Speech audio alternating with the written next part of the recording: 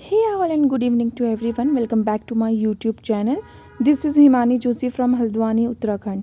तो ये बहुत बड़ी गुड न्यूज़ है paramedical ANM GNM nursing student के लिए, क्योंकि यहाँ पर सेकंड राउंड काउंसलिंग के बाद अब आपका होने वाला है थर्ड राउंड काउंसलिंग, जिसको हम लोग बोलते हैं मॉपअप राउंड। जिसको फर्स्ट और सेकंड काउंसलिंग में सीट्स नहीं मिलती है उसको इस राउंड में सीट मिलने के चांसेस बहुत हाई रहते हैं, और इसमें कुछ स्पेशली अलग से फीस जाती है और एक पर्टिकुलर प्लेस में या फिर एक पर्टिकुलर स्थान पर होता है, जहाँ पर ये ऑफलाइन होता है और ऑनलाइन नहीं होता है, जहाँ तक मुझे इसकी नॉलेज है।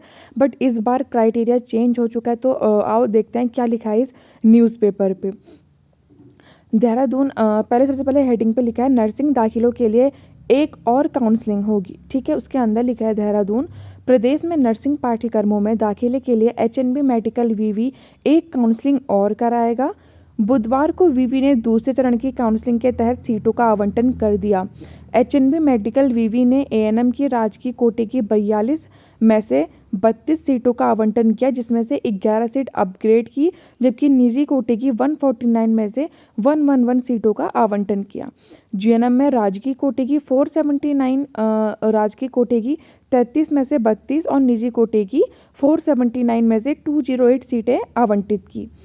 एमएससी नर्सिंग में राजकीय कोटे की 10 में से 8, निजी कोटे में 25 में से 3 सीटें इसमें क्या की आवंटित की। पोस्ट बेसिक बीएससी नर्सिंग में राजकीय कोटे की 8 में से 6 और निजी कोटे की 30 में से 30 सीटें यहाँ पर क्या करी गई, आवंटित की गई। मतलब इस पूरे न्यूज़पेपर की कटिंग से हमें ये समझ में आता है कि अभी भी सीट्स थोड़ी बची हुई हैं, चाहे वो जीएनएम हो, एएनएम हो, पैरामेडिकल हो, एमएससी हो और एमएससी नर्सिंग हो या फिर पोस्ट बेसिक बीएससी नर्सिंग हो। तो इसके लिए जो गवर्नमेंट है, जो यूनिवर्सिटी है, वो थर्ड राउंड काउंसलिंग करवा रही है। तो GNM ANM paramedical student be ready, जिनको सेकेंड काउंसलिंग में भी कॉलेज नहीं मिला, जो बहुत ज़्यादा दुखी हो गए थे और उनको इंतज़ार था एक और मौके का, तो ये है वो मौका उनके लिए, जिसमें वो ईजिली अपनी चॉइस फिलिंग फिर से कर सकते हैं कॉलेज की और एक अच्छा गवर्नमेंट कॉलेज पा सकते हैं। तो प्लीज़ आप लोग अपने डॉक्यूमेंट्स के साथ फिर से रेडी हो जाइए काउंसलिंग के लिए। सेकंड काउंसलिंग का जो आपको एडमिशन है वो 7 जनवरी से लेना बहुत ज़रूरी है। बट इस वाली काउंसलिंग का, थर्ड काउंसलिंग का अभी आपको डेट पता चलेगी, अभी डेट नहीं आई है, और इसका एडमिशन कब लेना है ये मैं आपको टाइम टू टाइम बता दूंगी। अभी न्यूज़पेपर ने कंफर्म कर रखा है, उसके बाद आपका ये वेबसाइट पर दे देंगे। तो जिनको भी कॉलेज नहीं मिला था, आप हताश होने की ज़रूरत नहीं है। Don't lose your hopes, be ready for your third round counselling. ठीक है, अब हम यहाँ पर आते हैं बीएससी नर्सिंग वाले स्टूडेंट के लिए, जिनके लिए अभी तक कोई भी इंफॉर्मेशन नहीं है सेकेंड राउंड के लिए भी। यहाँ पे लिखा है बीएससी नर्सिंग के लिए जवाब का इंतजार। बीएससी नर्सिंग के लिए प्रवेश परीक्षा में 50% अंकों की बाध्यता कॉलेज के गले की हड्डी बन गया है। हालात यह है कि कॉलेज में पहले चरण की काउंसलिंग में 50% तक वाले छात्रों को सीटें आवंटित की गई।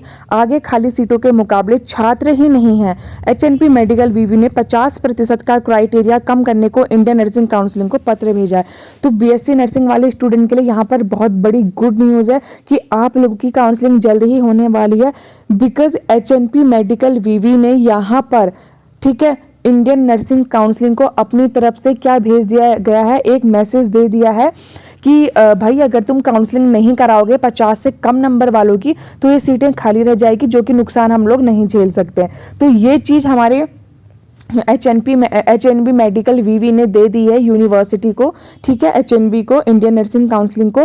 तो जल्द ही आप लोगों के लिए भी कोई ना कोई नोटिस आता ही होगा, और 15 जनवरी आप सभी लोगों की एडमिशन की डेट बढ़ा दी गई है। तो यहाँ पर बीएससी नर्सिंग वाले स्टूडेंट बिल्कुल भी चिंता मत करिए, जल्द ही आप लोगों के लिए भी कोई ना कोई नोटिस आता ही होगा। बस थोड़ा वेट और कर लीजिए और बिल्कुल अपनी होप्स को लूज मत करिए, जैसे अभी तक इंतजार करते आए हो बच्चों।